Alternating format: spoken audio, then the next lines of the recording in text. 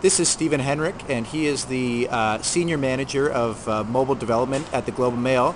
And Stephen just gave a panel discussion at the Mobile Innovation Week in Toronto on how media, traditional media, is bridging the gap into the mobile space. Globe and Mail has invested, made the big leap into mobile applications. They are a leader in Canada, and we'd like to hear from Stephen some of the insights and figuring out where the new users are coming from and how they're using the Globe and Mail applications. All right. So, well, one of the things that we've been learning is that, like the web before, we had people who came to the website from other sources of information, other news sources. And what we're finding is that on the mobile space, we're actually finding some people who don't necessarily go to the website, but have found out about our mobile site and are coming to us for that. And so the learning from there is that, you're getting in your different mediums, there is some crossover, but you actually have to figure out that you're getting new users who are coming to you maybe just for one medium. And the next step for us is to figure out just from that one medium, okay, so here's our core categories, but if they want new types of content from us, then how do we actually tailor that? Like, what's the business model? Sponsorships, advertising are traditional business models, but maybe there's subscriptions.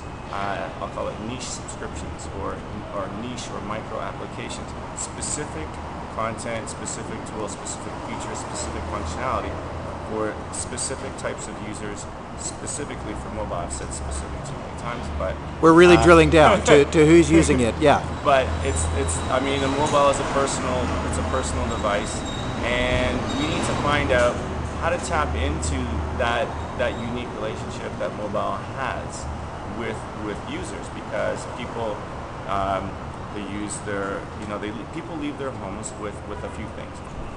They leave their homes with their keys, their wallets or purses, and they leave their homes with their cell phone. And we need to tap into how they're using mobile in their lives to deliver them the right content or tools or something we haven't even thought of yet, and to give it to them in a timely basis, or just give it to them when they have idle time. That's the huge opportunity about mobile, and it's also the challenge, because you can go very wide, but you really have to channel it to the individual user as a person. And something that we learned yesterday, and something that you mentioned in your discussion, what is the most popular content and who seems to be consuming that content is something that we're seeing for the first time. Yeah, for us, on where we've been, it's news. It's still our core categories. It's news and business and investing. Still pretty much the same. The question is it because that's all we're offering, or is it because that's what they want?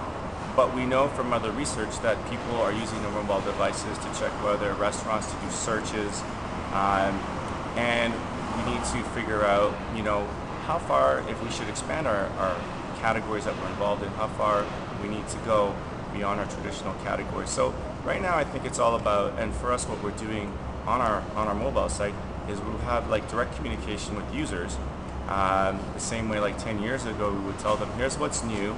Remember, everyone used to have a what's new on your site. Well, this is what we're doing, so we can find out from users what they want, and then they can tell us. And you know what?